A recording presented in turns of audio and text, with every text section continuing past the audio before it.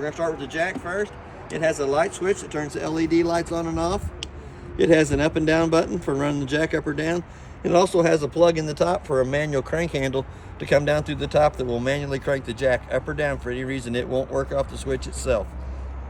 Then we're going to go to the propane cylinders. It has two 20-pound propane cylinders on it.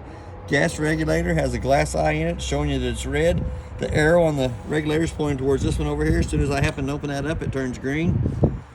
If for any reason this tank on this side would go empty, it's going to turn red back inside the eye, indicating that the bottle it's pointed to is empty. If the valve on the other one is open, it'll automatically pick up from that one so you don't lose service in the middle of the night. Still going to show you red inside the glass eye that the one it's pointed to is empty. It's having to pick up from that one over there. Also has one 12-volt battery on the front of the trailer. You could put two on it if you wanted. Add a second battery to this side over here.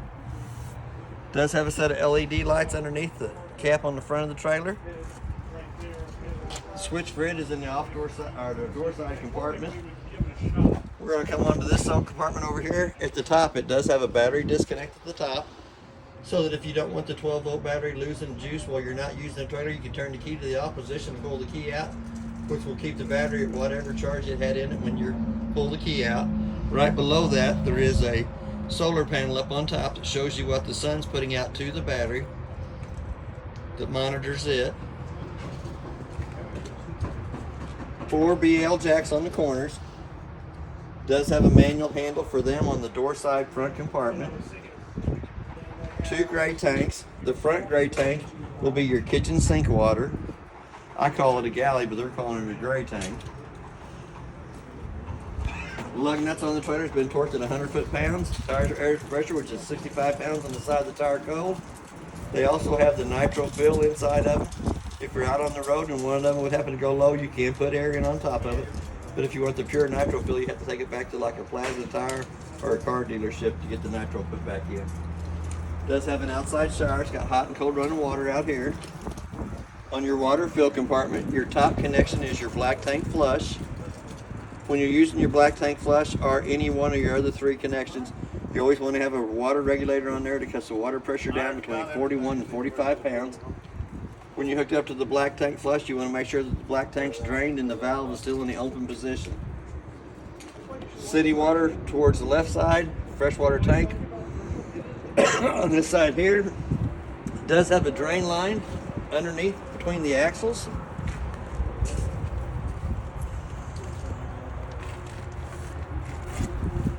Ain't that where I seen that? Right here. Right in front of the axles.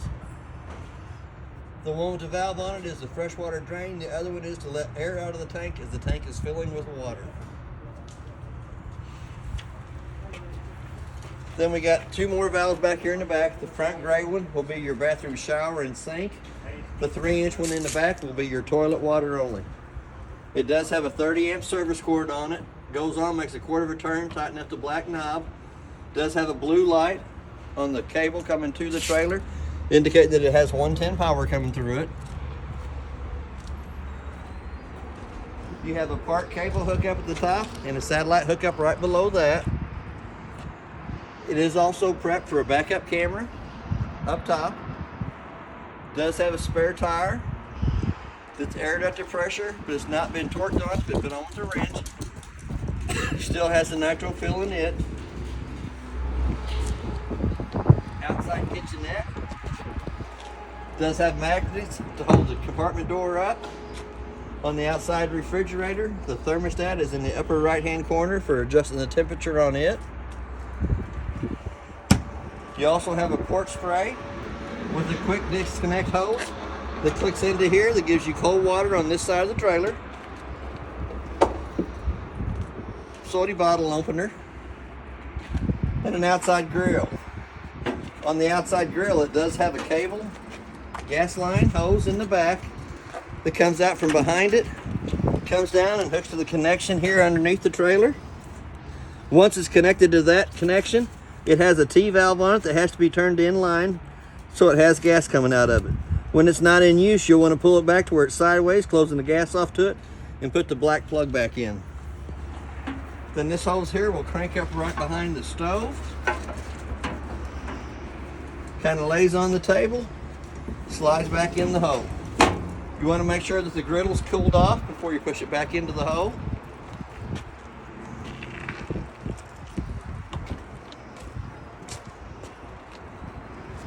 As we come down this side here, it has the 2 outside speakers, which I'll show you more about that when we get to the stereo on the inside. Outside stove vent. For the stove vent to work properly, the 2 tabs have to be lifted up, allows the flapper to flap.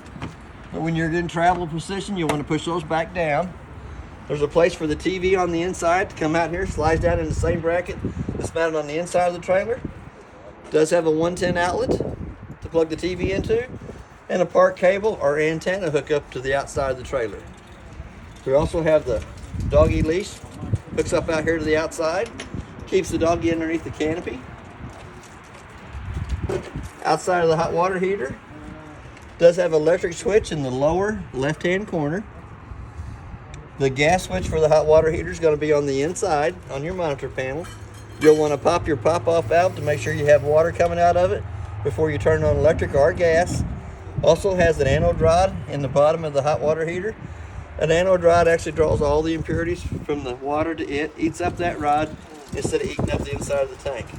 But that is also where you'll drain the hot water heater between trips and when winterizing and de-winterizing of the trailer. And that's a 1 1/16 inch socket, right? 1 1/16.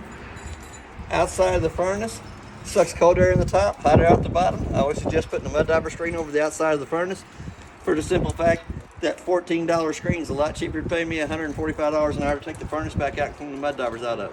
Once it's been lit on propane, they love that smell. They'll go to that. They build their little dirt nest on the inside of the chamber, and it cuts your airflow down and causes your furnace to cycle improperly. In your front compartment, we have the handle for the 4BL jacks on the corners. We have a light switch in the front compartment. A little push button in the center of it. And a little black button on the front that actually turns the LED lights on the bottom of the cap on. Now we're going to go back to the inside of the trailer. We're going to open the door fully extended.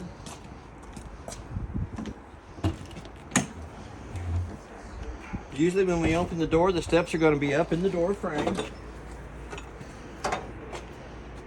secured in place by the blue handle.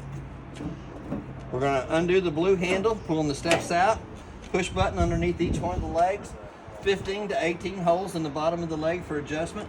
So when we bring the steps out and lay them down, the main thing on the steps is it has to lay flat in the threshold so that when the door closes over the top of it, it closes properly. We're going to go ahead and go to the inside. It does have a working fire extinguisher on the left-hand side as we come in. I'm going to go ahead and run the slide room out.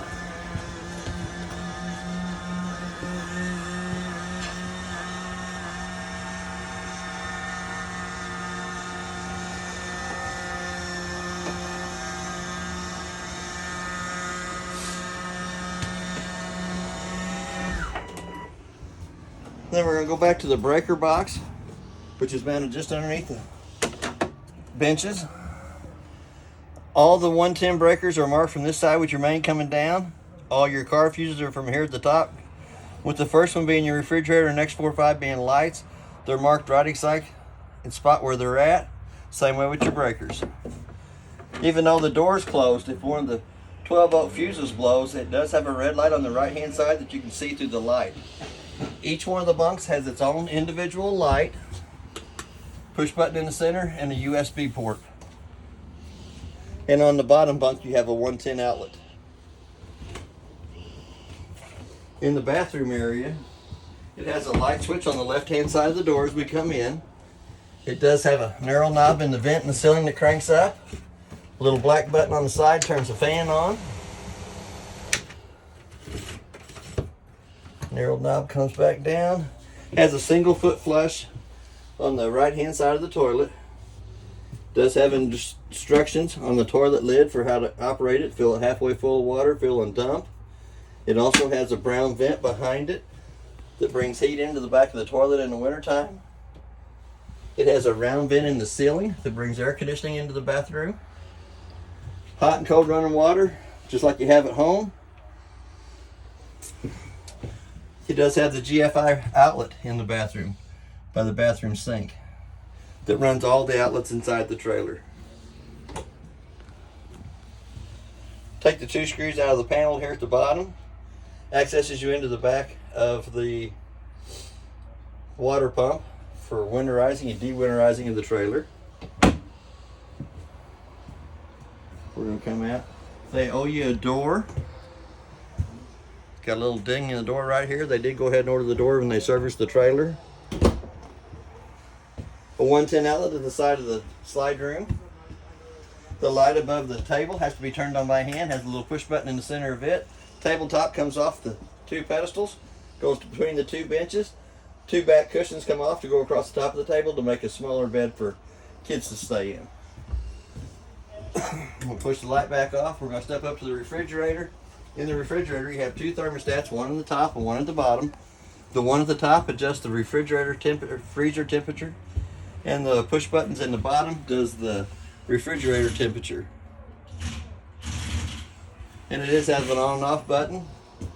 When you close the doors, it has a little T-handle that comes over that holds the doors in place while you're traveling down the road. Light switch on the left-hand side of the door as we come in. It has another place for a TV on the outdoor side above the fire escape window that works off the same boosters as the TV on the inside. Each light above the headboard has to be turned on by hand. We have a 110 outlet on either side of the bed at the top and a USB port. Do have an off-door side fire escape window. Pretty self-explanatory. Pull the red handle, slide the other red handle through the frame of the window to the outside.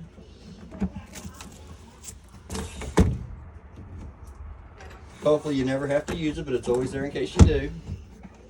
And then it has a pretty good sized storage compartment underneath the bed. Extra pillows, blankets. Does have a round vent in the ceiling to bring air conditioning into the master bedroom, and it has a brown vent on the wall to bring heat into the master bedroom. We're going to sneak right back past that. We're going to come over to this side here. On the light switch down below the thermostat, you can only run the air conditioner or the fireplace. The air conditioner is in the up position, the fireplace is in the down position. We're going to go back to the thermostat. We're going to turn it on. It gives you your fan speed, low, high, cool, cool low, cool auto, and cool high. You'll dial your temperature down for the air conditioner. If you hit the mode button one more time, it's going to bring you down to the heat for the furnace. You'll dial your temperature up for it, hit that mode button one more time, and it should say off in the lower right-hand corner. Up for the air conditioner, down for the fireplace on the 2-way switch.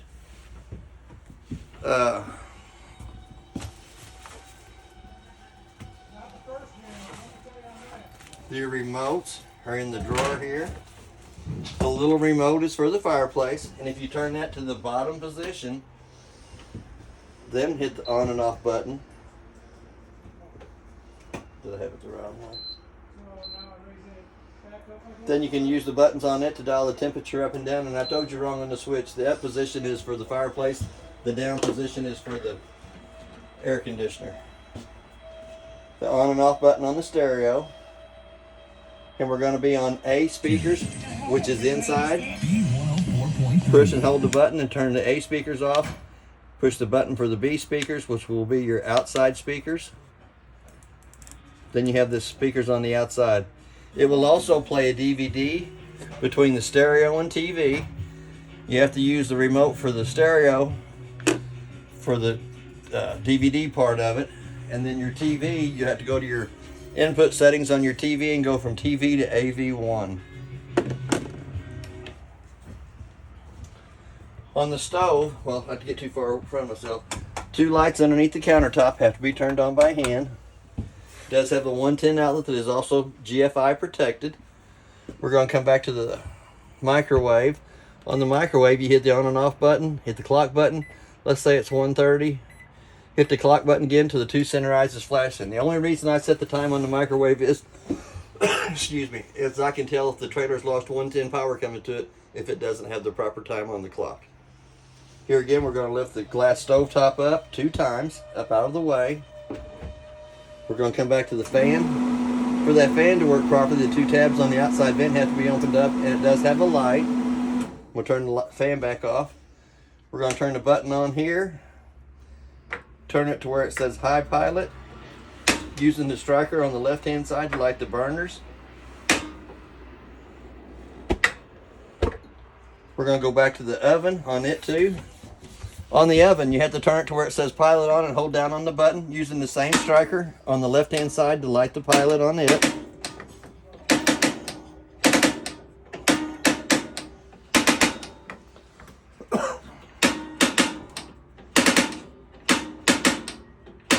There it goes.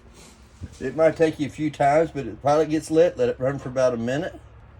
Then you can crank your temperature up to whatever setting you want it set to. It takes a thermocouple about a minute to get warmed up, and then it should light on its own.